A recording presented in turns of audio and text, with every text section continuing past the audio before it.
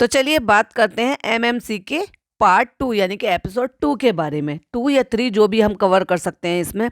अब आप कहेंगे एमएमसी क्या है, तो एमएमसी है, हमने नया नाम रख दिया है, मैडम का मास्टर शेफ, जिसमें आपको मिलेगा सो मच ड्रामा, स्क्रिप्टेड सारी चीजें, ओवर एक्टिंग, मेलो ड्रामा एंड ऑल, ला ब्ला अला भला सब चीजें। चलो तो बात करते हैं मैडम के एम मतलब मास्टर शेफ यानी कि एमएमसी के बारे में। आप लोगों ने जो मैंने पहले एपिसोड पर बनाया था वो बहुत पसंद किया था, कई सारे कमेंट्स भी आए थे कि आप रेगुलर बनाइए। फिर बीच में मैं भी थोड़ा सा बिजी हो गई थी, तो आप क्योंकि एपिसोड 6 तक आ चुके हैं तो कोई बात नहीं, हम धीरे धीरे करके कवर कर लेंगे। सम टाइम हम एक में 2 कवर करेंगे और सम टाइम अगर एक पे हमें कंटेंट मिलेगा तो हम एक में कवर करेंगे। Hi friends, welcome back to my channel. Channel में न्यू है तो चैनल को सब्सक्राइब कर लें और साथ ही साथ बेल आइकन प्रेस कर दें, जिससे कि हमारे आने वाली वीडियो की नोटिफिकेशन आपको पहले मिल जाएगा। जहाँ ओवर एक्टिंग होगी, जहाँ मेलो ड्रामा होगा, जहाँ फेकनेस होगी, जहाँ पर स्क्रिप्टेड चीजें होंगी, जहाँ पर अटपटा कुछ भी नजर आएगा तो वहां पे रिव्यू रिएक्शन तो बनता ही है। तो उसी रिचुअल को फॉलो करते हुए चलिए शुरू करते हैं। तो जो सेकंड एपिसोड था उसका नाम था मेसी एग चैलेंज, या फिर मैं यूं कहूं अपने लैंग्वेज में अंडे का फंडा। तो जहां अपने ऊपर कॉन्फिडेंस था कई सारे कंटेस्टेंट को, वहां उनको लगा कि भाई साहब ये तो चीजें जो है ना उलट पुलट हो रही है। लेकिन मैं यही कहूंगी कि वो सारी चीजें, टोटल जो चीजें हैं वो सब चीजें वो हैं जो वो ऑलरेडी प्रैक्टिस कर चुके हैं या फिर उनको बताई गई चीजें हैं। लेकिन अब क्या करें भाई, शो है तो शो को तो शो के हिसाब से चलाना पड़ेगा। जो उनको स्क्रिप्ट दी जाएगी उसके अकॉर्डिंग वो प्रेजेंट करेंगे। तो वही हम गौरव कहते हुए नजर आते हैं कि आपने सही कहा था, सीटी बज गई यहाँ पर। तो भाई अब ये देखिए, जो कॉन्फिडेंस के साथ आए थे या फिर ओवर कॉन्फिडेंस के साथ आए थे, जो ओवर कॉन्फिडेंस के साथ आए थे वो जीत रहे हैं और जो कॉन्फिडेंस के साथ आए थे उनका पचका हो रहा है। अब ये क्यों हो रहा है, कैसे हो रहा है, वो तो भाई अब क्या ही बताएं, ये तो अब शो के अंदर की बात है। लेकिन अगर बात की जाए मैडम की, जिनकी वजह से मैं ये रिव्यू कर रही हूँ, एक्चुअली मैं CMC का नहीं करने वाली थी यानी कि सेलिब्रिटी मास्टर शेफ का, बट मुझे करना पड़ रहा है क्योंकि MMC है, मैडम का मास्टर शेफ। अब जैसे इससे पहले शो आया था वो जनाब का जनाब दिखला जा था, सो बस ये MMC है। अब जहाँ मैडम होंगी तो वहाँ रिव्यू रिएक्शन तो बनता ही है। भाई साहब क्या झोला छाप कपड़े पहन कर आ रही हैं, और क्या हुआ आपका, अब तो आप पूरा दिन यहाँ पर बिजी रहती हो, इतना ज़्यादा बिजी रहती हो कि भाई आपको अपने सास ससुर से, इन लॉज से, और फिर जो आपकी प्यारी सी नाइफ ननंद है उनके जो इन लॉज आए हुए हैं उनसे मिलने का टाइम नहीं है। और आपकी जो प्यारी सी ननंद रानी है, जब उन्होंने अपनी प्रेगनेंसी रिवील करी तो आपने उनके लिए भी टाइम नहीं निकाला, एक स्टोरी लगाने का भी टाइम नहीं मिला मैडम को। फिर जब आपकी तबीयत खराब हुई और आपकी नाइब ननंद आपसे मिलने के लिए आई तो उनको इतनी भी इजाज़त नहीं थी कि आपके बारे में वो कुछ भी बता सकें, दिखा सकें, वहाँ पे शूट कर सकें, या फिर आपके साथ बैठकर इस चीज़ के लिए अरेंज कर सकें कि आपके घर में ही वो सारी चीज़ें हो सकती थी जैसे कि अब तक होता आ रहा है। लेकिन वो सब कहाँ चला गया। और एक बात बताओ, क्या रातों रात मैडम को ये ऑफर आ गया था शो का? नहीं ना, ये तो बहुत टाइम पहले से आपको जो है सारी चीज़ें, कॉन्ट्रैक्ट और ये सारी चीज़ें फाइनलाइज होती हैं, और उससे कुछ दिन पहले ही मैडम ने ये काम खोला। तो मुझे समझ में नहीं आता, मैडम के हर दिन, हर 6 महीने में पैशन बदल जाते हैं भाई साहब।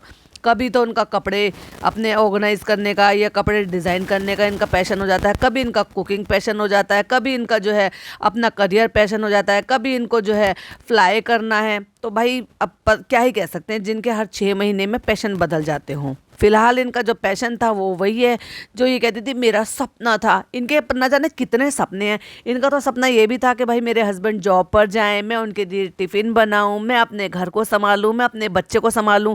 तो ना अब तो हस्बैंड को संभाल रही हैं, ना ससुराल को संभाल रही हैं, ना बच्चे को संभाल रही हैं। छोटे से बच्चे को धूल खिलाने के लिए पूरे दिन के लिए उसको साथ में ले जाती हैं। और उसके बाद से 15 दिन हो गए, 15 दिन में कोई व्लॉग भी नहीं आया, बिल्कुल गायब है। मतलब काम चल रहा है लगातार लेकिन व्लॉग गायब है। और भाई साहब एक बात बताओ, इससे पहले आपने व्लॉग में देखा था जब भी मैडम जो है वहां से नीचे आती थी और एक ही सीढ़ी थी, तो हमेशा आपने देखा था जब काम नहीं कर रही थी और तब भी घर से बाहर जाना था तो हमेशा ही व्लॉग बनाते बनाते नीचे आती थी, बेबी को गोद में लेके व्लॉगिंग करते करते कहती थी अम्मी हम वहां पर जा रहे हैं। अम्मी जो है फिर बहुत ही प्यार से अपने पोते को दिखावे के लिए प्यार कर कर दिखाती थी और उसके बाद वो उनको अल्लाह हाफिज बाय को बोलकर निकल जाती थी। उनकी मम्मी को रिसीव करने के लिए वो जब वहाँ पे नीचे आती थी, क्योंकि उनकी मम्मी वहीं उसी फ्लोर पे रहती है जिस फ्लोर पर इनकी सो कोल्ड प्यारी सी अम्मी रहती हैं। समझ गए ना, जब अम्मी और मम्मी एक ही फ्लोर पे रहते हैं, आमने सामने रहते थे, तो जब वो अम्मी को रिसीव करने के लिए मम्मी को रिसीव करने के लिए वहाँ पर उस फ्लोर पे आती थी तो अम्मी से भी मिल लेती थी। तो क्या इनकी जो मम्मी है उन्होंने क्या फ्लोर शिफ्ट कर लिया है, या भाई इनके दिमाग की जो है ना अब रिश्ते शिफ्ट हो गए हैं, जो वहां पर उसी फ्लोर पर मम्मी को छोड़ने भी आती हैं जब वो आती हैं, जब और रिसीव करने के लिए भी आती हैं जब वहां से जाती हैं, लेकिन दिखाई नहीं देती हैं। अब दिखाई ना देने का तो एक मेन रीज़न ये भी हो सकता है कि भाई चालू उस टाइम पर होती नहीं है तो चालू व्लॉगिंग करेगी नहीं, तो हमें पता नहीं चलेगा, और मैडम व्लॉगिंग कर नहीं रही है।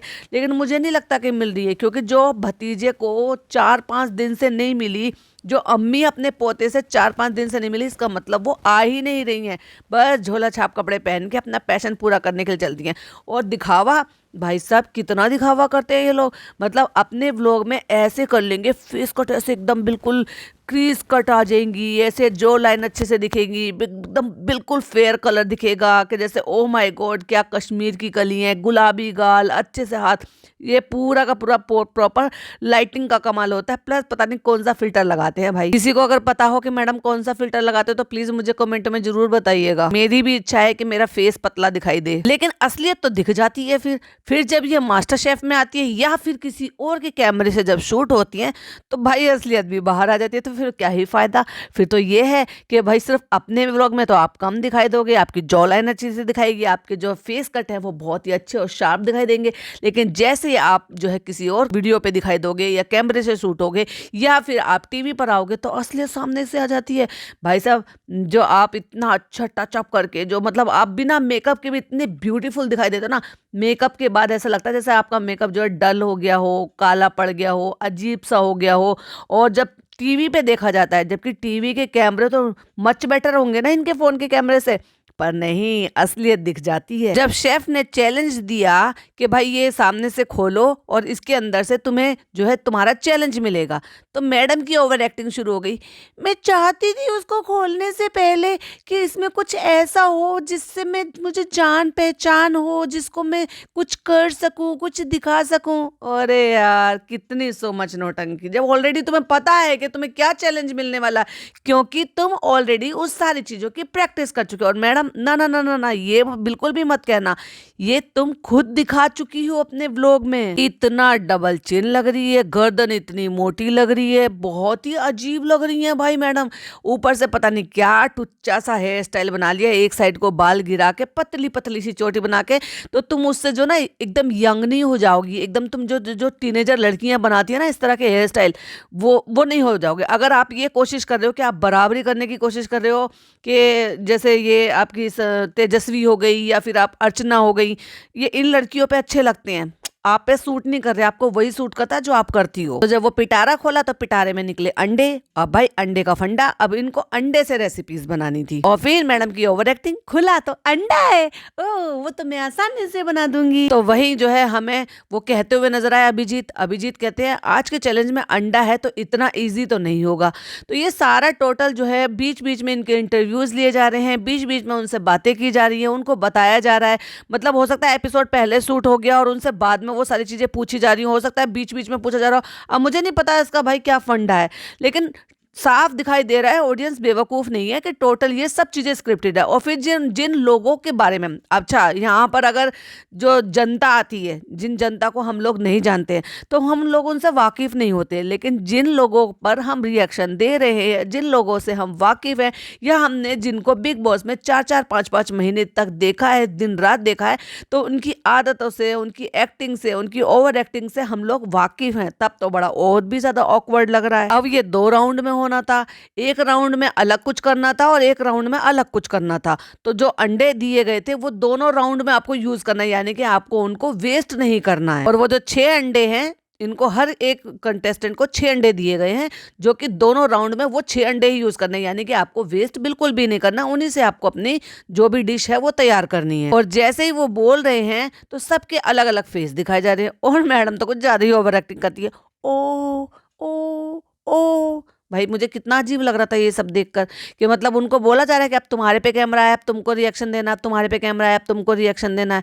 और अंडे की सब्जी बनानी है भाई, अंडे में से आपको ना मुर्गी नहीं बनानी है, जो आपको इतनी हैरानी हो रही है। ये सारी चीजें, एक्सप्रेशन, ये सारी हैरानी, ये सारी चीजें मैं एक्सपेक्ट करती हूँ, हाँ, अगर राजीव ये सारी चीजें करें, क्योंकि राजीव को हमने देखा है वो बिग बॉस में बिल्कुल भी काम नहीं कर रहे थे। प्लस वो फिर यहाँ से है भी नहीं, वो बाहर से हैं, तो वो मतलब सीधा सादा खाना खाना और इस तरह से यहाँ पे मतलब है हिंदुस्तानी ही, बट वो पले बड़े बाहर है, तो उनका कल्चर भी थोड़ा सा उन्होंने बाहर का ही सीखा है, तो समझ में आता है। लेकिन मैडम से और बाकी सारे लोगों से वो बड़ा ऑकवर्ड लग रहा था भाई।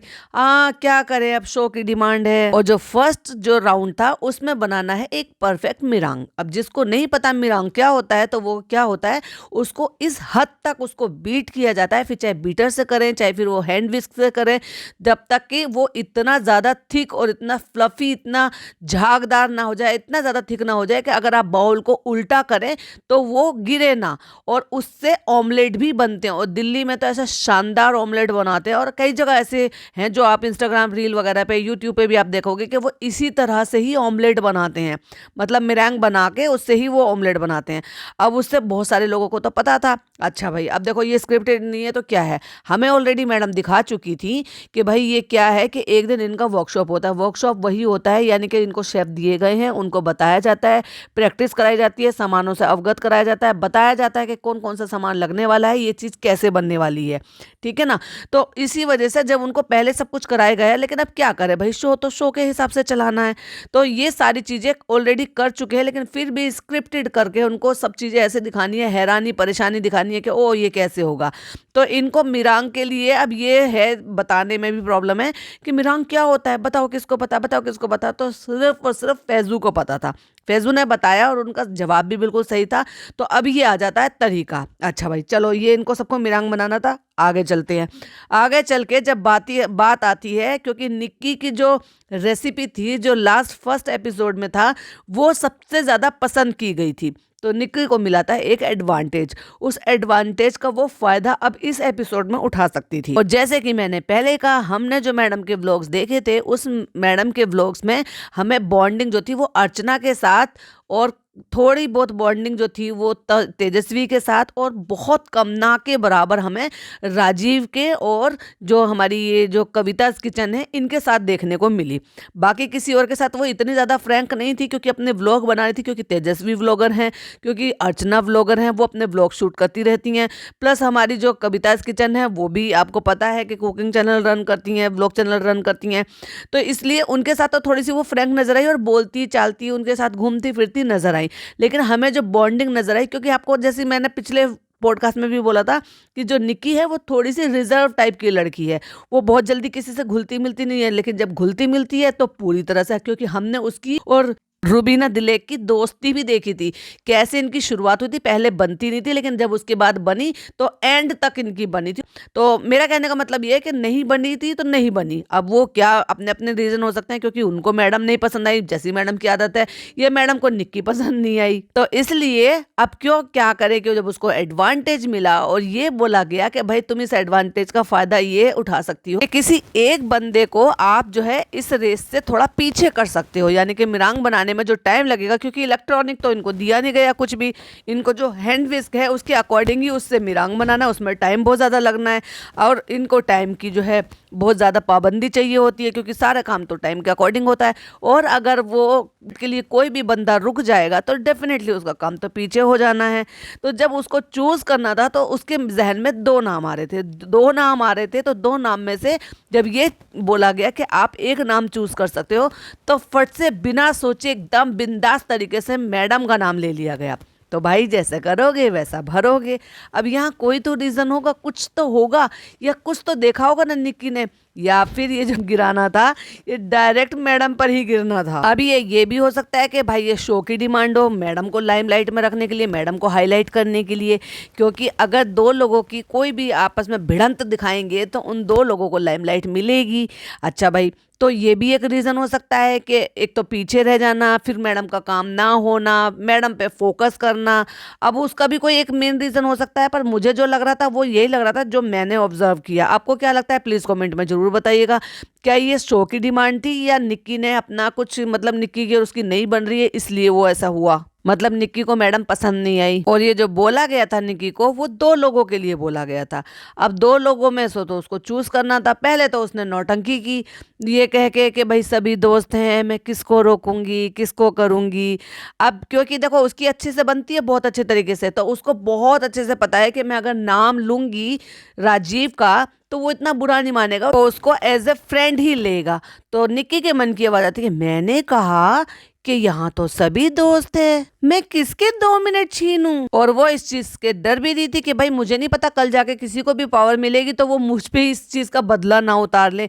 लेकिन फिर भी आर देखा ना पार देखा ना कुछ भी नहीं सोचा, सीधा उठा के उन्होंने 2 लोगों का नाम ले लिया और जिसमें हमारी एक मैडम भी थी। जीत गई मैडम। और जैसे ही राजीव का नाम लिया तो राजीव कहते हैं भैया मेरा नाम क्यों लिया, मैं तो तेरा दोस्त हूँ, मैं तो खुद उसको देख रहा था कि मैं तेरा दोस्त हूँ, तू मेरा ही नाम ले रही है। मैंने कहा था ना दोस्ती में जिससे कि वो बुरा भी नहीं मानेगा। और दूसरा अपनी या तो पर्सनल खुन्नस कह सकते हो या फिर ये कह सकते हो कि वो निक्की को पसंद नहीं है, वो नहीं चाहती कि वो आगे बढ़े। जबकि देखा जाए तो वो गौरव को ज्यादा कुछ खास पसंद नहीं करती, जो कि बोला भी था। लेकिन वो 2 लोगों में कंफ्यूज हो रही थी कि गौरव या मैडम। अब उसने फटाक से बिना कुछ सोचे हुए मैडम का नाम ले लिया। ओ मैडम की फिर ओवर एक्टिंग शुरू भाई। और जैसे ही मैडम का नाम लिया ओ मैडम तो भाई साहब झुक के अपने दोनों हाथों को माथे पे रखकर मुंह छुपा कर बैठ गई। मैंने बोला मैं क्यों, मेरा क्या नाम लिया, मैंने क्या बिगाड़ा है। जैसे ही गौरव ने पूछा और मैं क्यों, तो फटाक से निक्की तंबोली ने एकदम से बेबाकी तरीके से बोला because I don't like you. तो भाई यहाँ पे तो मैडम को भी समझ जाना चाहिए था कि अगर उनका नाम लिया है तो उनका भी ऑब्वियसली यही जवाब होगा because I don't like you madam. अब भाई सब लगे अपना बीट करने के लिए एक्ट को, क्योंकि उनको फर्स्ट राउंड वो क्लियर करना था कि उनको कम से कम टाइम में उसको बीट करना, जो कि शेफ के अकॉर्डिंग टाइम दिया गया था। अब उसमें से मैडम के 2 मिनट और कम हो गए, तो मैडम चारों तरफ देख रही हैं कि भाई ये क्या हो रहा है, सबका हो रहा है, सबकी चेकिंग भी हो गई। धीरे धीरे करके सब अपना जो है टाइम के अकॉर्डिंग क्लियर कर भी रहे थे उसको, मतलब उसको अचीव कर रहे थे। और फिर मैडम ओवर एक्टिंग करते हुए और अपने जो है वो होठ बाहर निकालते हुए फाइनली उसने मेरा नाम ले लिया। Oh my God. तो मैडम आपको नहीं पता ये कंपटीशन है। और फिर मैडम के डायलॉग आते हैं, इसको कहते हैं गरीबी में आटा गीला। धीरे धीरे सबके मेरंग बन रहे थे, चेकिंग हो रही थी उनके सर के ऊपर बाउल रख के। और फिर जब 2 मिनट लेस हो गए उसमें से, तब उसके बाद उन दोनों को भी, यानी कि जिन दोनों को रोका गया था, यानी कि हमारी मैडम को और राजीव को, उनको भी बोला गया कि भाई तुम भी तैयार करो। और जैसे सब डन बोल रहे थे एक एक करके, तो फिर इधर से राजीव की भी आ जाती है कि डन, और मैडम की हालत खराब। और जब नजर उठा के देखा कि राजीव का भी डन हो गया है, चेकिंग हो गई है उनकी, उनका भी जो वो नीचे नहीं गिरा यानी कि बाउल उल्टा कर दिया, तो मैडम की हालत खराब, क्योंकि मैडम अभी तक विश कर रही थी और वो बहुत ज्यादा लूज था। और फिर मैडम ने ओवर एक्टिंग दिखाई और उठा के बीट करते हुए उसको फ्लोइंग में गिराते हुए दिखाया कि मेरा तो अभी बना ही नहीं है। और वापस से मैडम ने अपना वो वाला पपी फेस बनाया। और अब मैं बॉटम 3 में हूँ, मैं और उषा ताई और चंदन जी, और हमें डिसएडवांटेज जो है वो फेस करना पड़ेगा। Oh my God. तो क्या ये सारा जो था ये एक सब ड्रामा था? क्योंकि देखा जाए तो ओवरऑल इस सारी चीजों में मैडम को बड़ा हाईलाइट किया गया था पूरे एपिसोड में। तो इस चैलेंज में और इस राउंड में सबसे पहले जो बनाया था वो फैजू ने बनाया था, तो फैजू इस राउंड के विनर होते हैं। और अगला जो चैलेंज था वो ये था कि आपके पास जो अंडे बचे हुए हैं उनसे बनानी है आपको अपनी पसंद की कोई डिश। समझ गए ना कितना ईजी चैलेंज था? तो आपको अपनी पसंद की डिश बनानी थी, तो उसमें भी इतना सो मच ड्रामा। अरे भाई अंडा तो बचपन से खाते चले आ रहे हैं और कितनी सारी रेसिपीज अंडे की। लेकिन देखा जाए तो जो इसमें से सबसे ज्यादा जिनको सारी चीजें, बहुत सारी चीजें बनानी आती हैं, उनके साथ कहीं ना कहीं शो में ना इंसाफी होती हुई नजर आ रही है। बहुत कम उनको दिखाया जा रहा है, बहुत कम सारी चीजें उनके साथ हो रही हैं। तो मुझे लग रहा है कविताज किचन के साथ यहाँ पर जो ना थोड़ी सी नाइंसाफी हो रही है। अब अगला चैलेंज, क्योंकि इस चैलेंज के विजेता फैजू थे, तो फैजू को ये एडवांटेज दिया गया है कि जो बॉटम 3 में है, यानी कि हमारी उषा ताई, यानी कि हमारे चंदन और हमारी मैडम, तो उनको 5 मिनट के लिए उनके काम से रोका जा सकता है, यानी कि उनके काम को 5 मिनट पीछे किया जा सकता है। और उसके बाद मैडम की फिर से ओवर एक्टिंग शुरू। Oh no. और मैडम की ओवर एक्टिंग शुरू चैलेंज ऑलरेडी 45 मिनट का है और अगर उसमें से भी 5 मिनट और कम हो जाएंगे तो कैसे होगा? तो क्या बनेगा? भुजी? वो तुम भुजी ही बनाओगी। तो क्या अंडे से सिर्फ भुजी ही बनती है क्या? और वो तो उम्मीद बिल्कुल भी नहीं थी जो तुमने एक्चुअली बनाया। तो भाई साहब क्या बनाया है, मैं तो यही कहूंगी किसने सिखाया ये मुजस्सिमा। तो भाई फिर सबको बता दिया गया कि सबको इंग्रेडिएंट्स क्या क्या चाहिए, क्या क्या लेने हैं। सबके शुरू हो गए हैं, चैलेंज स्टार्ट हो गया है, सब अपने अपने बनाने में लगे पड़े हैं और मैडम लगी हैं कुछ अनोखा, कुछ डिफरेंट बनाने के लिए। जिस अंडे से ये भुर्जी और ऑमलेट का नाम ले रही थी, उससे क्या नायाब रेसिपी इन्होंने बनाई है, और वो भी बिना सीखे। ये तो होम कुक है ना, फिर भी इन्होंने ऐसी बना दी कि अच्छे अच्छे शेफ को फेल कर दिया। लेकिन उससे पहले कितना सो मच नौटंकी दिखाई भाई, कितना सो मच नाटक, कि मतलब ये जो बनाने के लिए चली, इन्होंने ऐसी जो डिश है वो चूज की जो बहुत एक्सेस टाइम लेती है, जिसमें कि ऑलरेडी मैडम, बस क्या ही बताओ, मतलब बेकिंग में इतना ज्यादा टाइम लगता है। तो वो चीजें चूज की उन्होंने। मुझे ऐसी डिश बनानी है कि जिसको देख के जजेस बोले वाओ। और भाई साहब पहले तो तुम ऑलरेडी इस चीज की प्रैक्टिस कर चुके हो, लेकिन फिर भी तुम्हें ये सारी चीजें कितनी नौटंकी कर कर दिखानी है, कितना नकली लग रहा है ये सारी चीजें। देखना मैडम ने जो नाम लिए हैं ना, इससे पहले आपने कभी उनके नाम जो है ना मैडम के मुंह से कभी नहीं सुने होंगे, क्योंकि मैडम को तो आप पिछले 5 साल से व्लॉगिंग करते हुए देख रहे हो। हाँ, मैडम को बेकिंग का शौक है, केक वगैरह वो बनाती हैं, लेकिन जो नाम लिए उन्होंने क्रेम ब्रूले, तो ये जो दोनों चीजें मैं बना रही हूँ, ये 45 मिनट में मैं ये कर पाऊंगी या नहीं कर पाऊंगी, आई डोंट नो।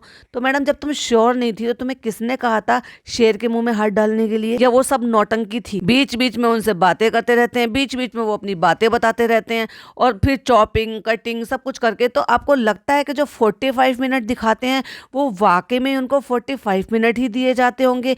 45 मिनट में मैडम पूरा पूरा दिन निकाल देती हैं भाई पकाने पकाने में। इवन अगर आप कोई चीज बेक करने जाओ तो 40 to 45 मिनट तो वो बेकिंग टाइम लेता है। लेकिन भाई क्या कर सकते हैं, सब अपने अपने उसमें लग गए कि भाई मुझे ये बनाना है, मुझे ये बनाना है, मुझे ये बनाना है। एक्चुअली जिन चीज़ों की वो प्रैक्टिस कर चुके थे, या उनको जो जो को शेफ दिए गए थे, यानी कि उनको ट्रेन करने के लिए, जैसे कि आपने एक शो देखा होगा ना, डांसिंग शो होता है, सिंगिंग शो होता है, तो उनको सबको एक मास्टर दिए जाते हैं उनको ट्रेंड करने के लिए, बताने के लिए, सिखाने के लिए, अच्छी चीज़ें करने के लिए। तो ऐसे ही यहाँ पर भी शेफ प्रोवाइड कराए गए हैं। वो ना केवल आपको उन सारी चीज़ों की प्रैक्टिस कराते हैं, दिखाते हैं, वही इनका वर्कशॉप भी है। तो वो सारी चीज़ें इनको पहले से तय होता है कि कौन सी डिश इनको बनानी है। लेकिन यहाँ पर इनको सो मच नौटंकी करनी है भाई। बीच बीच में जजेस जो है वो आकर डरा देते हैं, जैसे कि चंदन से कुछ कह दिया था, जैसे कि मैडम से कह दिया कि तुम ये नहीं कर पाओगी, तुम ये नहीं हो पाएगा, ये नहीं होगा।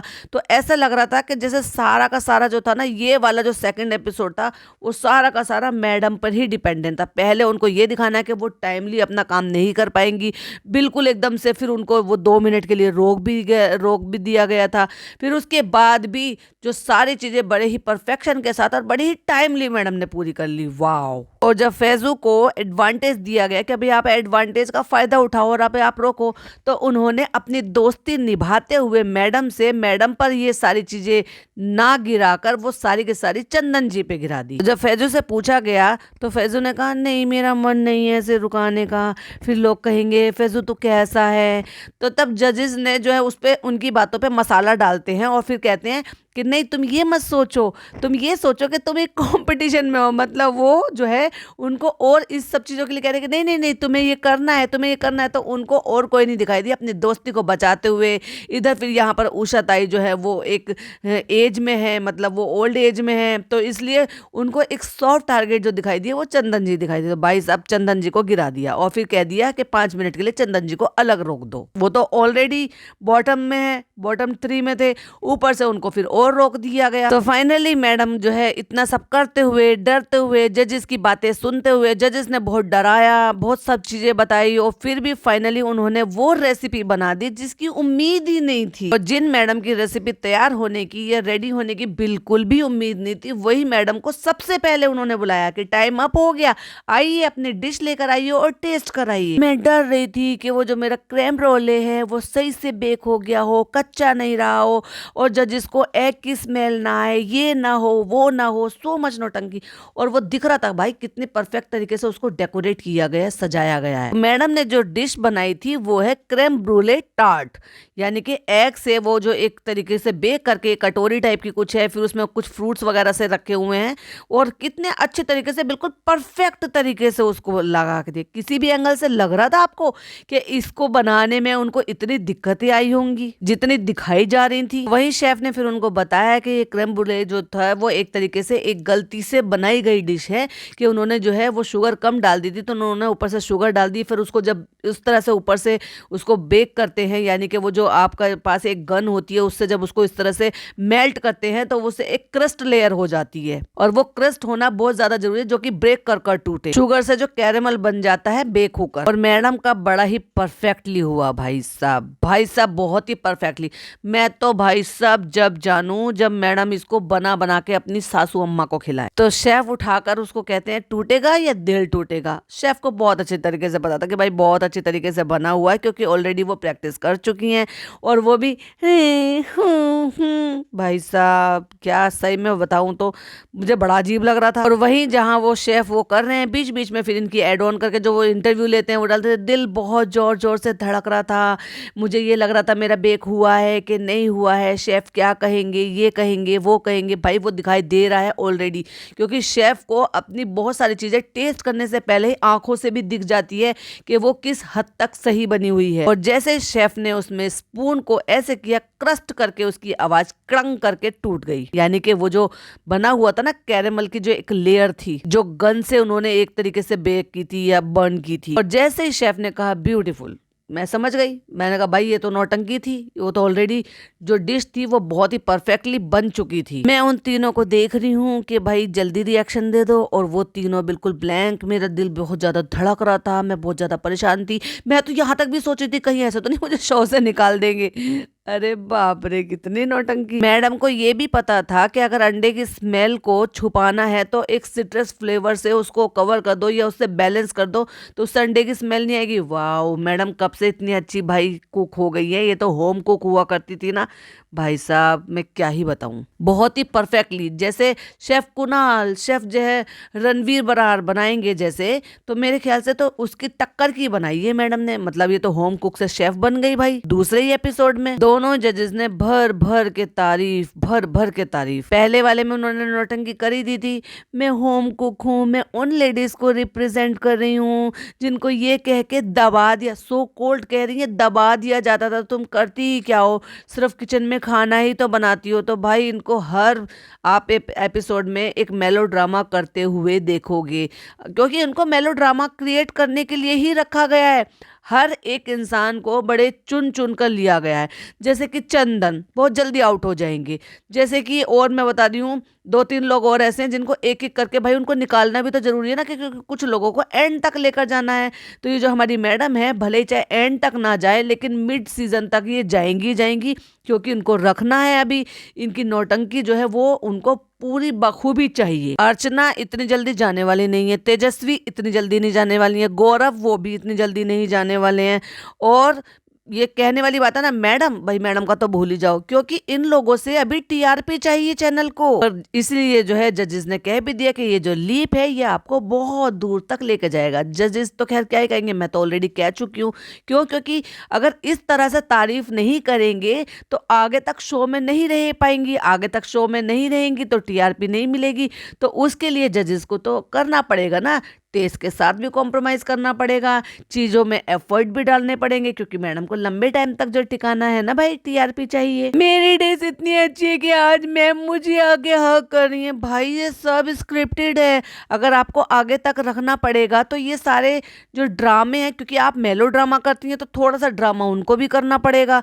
क्या करें, शो है। अब देखो, क्योंकि अब उसमें प्लेटिंग में कमी निकाली है, क्योंकि अगली जो डिश थी वो थी निकी की। अब निकी ने अपना ही नाम रख दिया उसकी प्लेटिंग में भी कमी निकाली, और मैडम की प्लेटिंग तो भाई बड़ी परफेक्ट थी। लेकिन जैसे ही उन्होंने प्लेटिंग के बारे में बोला और उसके बाद फिर टेस्ट किया, तो भाई सबसे अच्छा जो बताया, जो कमेंट किए वो निकी को किए, क्योंकि निकी की पहले भी वो फर्स्ट राउंड में यानी कि पहले एपिसोड में भी उसकी डिश को अप्रिशिएट किया गया था, भर भर के तारीफ की गई थी। और इस बार भी फराह मैम ने खुलकर बोला है, मैं सबको चेतावनी दे रही हूँ, डरो इससे, क्योंकि ये कमाल की डिशेस बना रही है। तो क्या आपको लगता है कि क्या निक्की का यही काम है, क्या वो सिर्फ सारे दिन किचन में खाना ही बनाती है? अगर आप ऐसा सोच रहे हैं तो बिल्कुल गलत सोच रहे हैं। जितना मैडम कुकिंग करती है ना, निक्की उतनी भी कुकिंग नहीं करती होगी। और सेकेंड ही एपिसोड में सबसे बेस्ट डिश जो दे दी गई थी वो मैडम की डिश को दे दी गई थी, यानी कि मैडम इस जो एपिसोड 2 की विनर थी। और जो दो लोग थे जो सबसे ज्यादा पीछे थे, जो बॉटम में थे, या कह लो कि जो सबसे ज्यादा कमजोर डिश की जो जिनकी थी, वो थी अर्चना और थे हमारे चंदन। तो इसलिए उन दोनों की डिशेस में भी एक कंपैरिजन करना था, देखना था कि उन दोनों में से भी किसी एक को बॉटम में लाना था या फिर कह लो इम्यूनिटी पिन की रेस से बाहर निकालना था। तो अर्चना की फिर भी चंदन जी से बेटर थी और इसके चलते उन्होंने बॉटम या ये कह लो कि रेस से बाहर निकालना जो किया था वो चंदन को किया था। मैंने कहा ना, सॉफ्ट टारगेट है, एक एक करके छटनी होगी तभी तो आखिर तक जाएंगे ना भाई। इसलिए कुछ ऐसे लोगों को भी भर्ती कर लिया जाता है जिनको बहुत कम कुकिंग आती है, या फिर उनको सिर्फ इसलिए रखा जाता है क्योंकि एक एक कर उनको निकालना है। मे भी शायद यही तय होता हो कि फर्स्ट वीक में चला जाना है या सेकंड वीक में चला जाना है। इम्यूनिटी रेस से जो बाहर हो जाते हैं वो हो जाते हैं चंदन, और जो बेस्ट डिश होती है सेकंड एपिसोड की वो होती है हमारी मैडम की। ये था रिव्यू हमारे सेकंड एपिसोड का। आपको कैसा लगा प्लीज कमेंट में जरूर बताइएगा। वीडियो पसंद आए तो लाइक शेयर कीजिएगा, चैनल पे पहली बार आए तो सब्सक्राइब कीजिएगा और वेट कीजिएगा मेरे थर्ड एपिसोड का। जब तक के लिए बाय बाय, टेक केयर, अल्लाह हाफिज।